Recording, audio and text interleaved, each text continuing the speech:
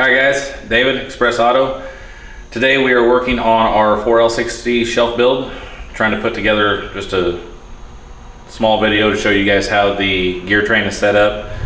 We've been having a lot of questions about in-play and about this and that and random stuff with 4L60, so we decided to go back into it a little bit. We're just going to do a quick overview of what we've done already and what we're going to do right now. We are going to install new bushings in the reaction shaft. We already have our new Sonax wide bushing in the sun gear. Our sun shell is out. Washer is blue glued to the back of it. New bearing is on the forward planet. New bearing is on the rear planet. New bearing is on the output ring gear. And new clutches and steels are already stacked up on the center support. New sprag is installed, new race is installed. Just for the guys that are curious on this, go over this real quick. With the sprag installed, the race spins like this, clockwise.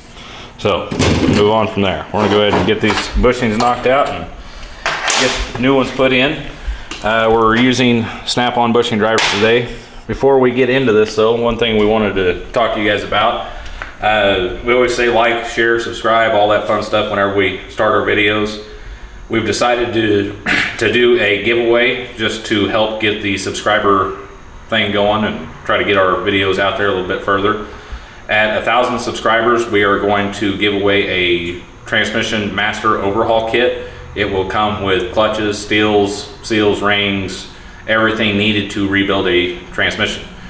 We are going to set a limit up to $300 on the overhaul kit.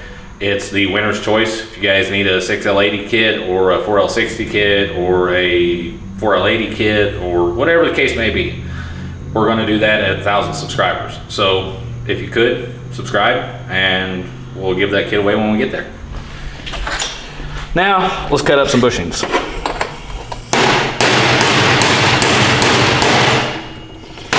Yay, the bushing is out. Say goodbye to the bushing. Make sure our surface area is clean. We've already spent a lot of time in the solvent tank cleaning stuff, so we're just gonna start moving forward here.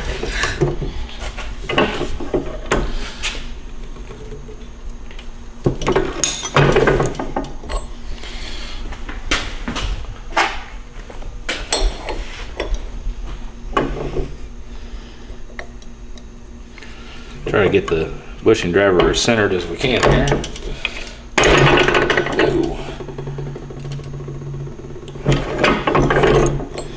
Alrighty, there's the rear bushing. Checking on our output shaft. Beautiful, beautiful, beautiful. Now we'll get the front bushing put in.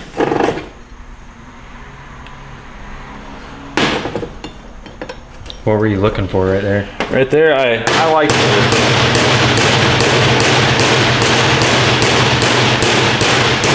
to make a whole bunch of noise.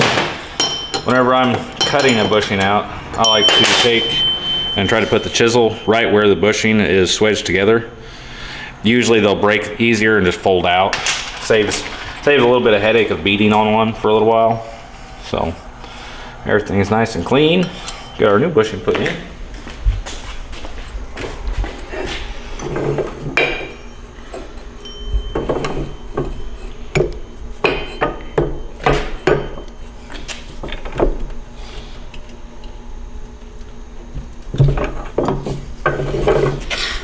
Alright, now check the fitment on the front planetary. Beautiful. Alright, now we're going to stack this thing up a little bit, see if we can get some parts together.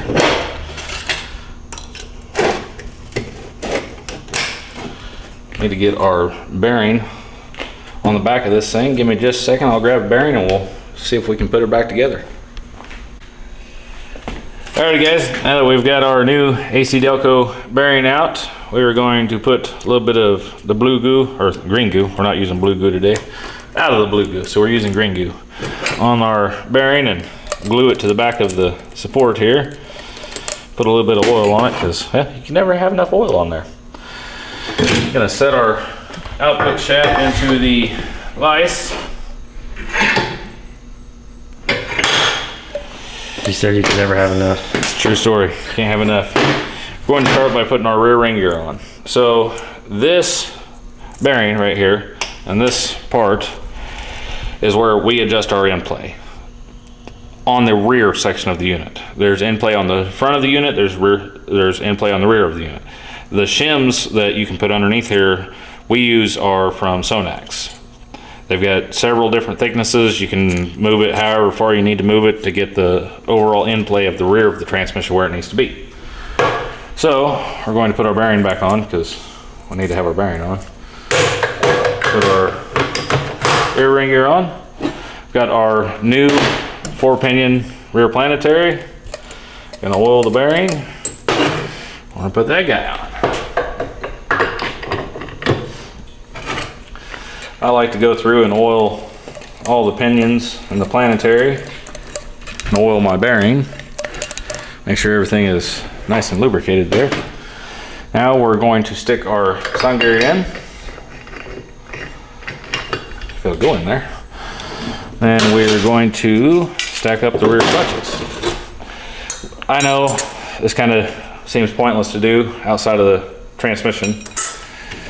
And I don't do this on every overhaul. This isn't part of what I typically do, but the whole purpose of this is to show you guys what everything does whenever it's actually in the case and to see what it looks like all by itself. So we're going to keep on stacking parts and pieces here till we get all the way to the top.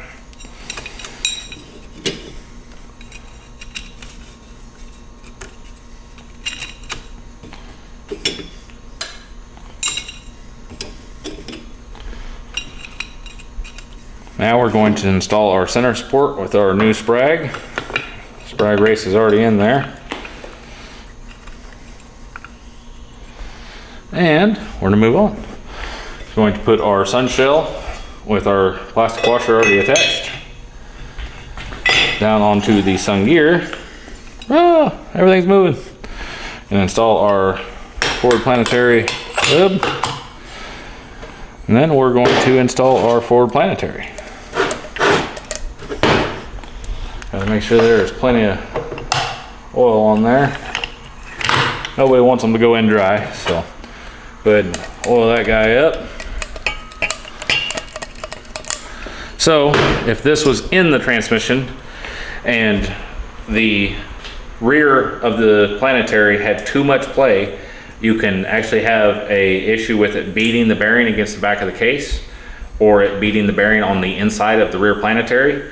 Either one from this carrier moving in and out inside of the transmission. So this in play always needs to be addressed. It may not need a shim, but you should at least check it and make sure that it is what it's supposed to be. If you're putting new parts in or putting reman parts in or anything like that, always check the end play. So with it in the vise here, you can actually see it driving through the planetaries. You watch the sun shell move at a different rate than the forward clutch hub. Notice that the clutches on the bottom are moving.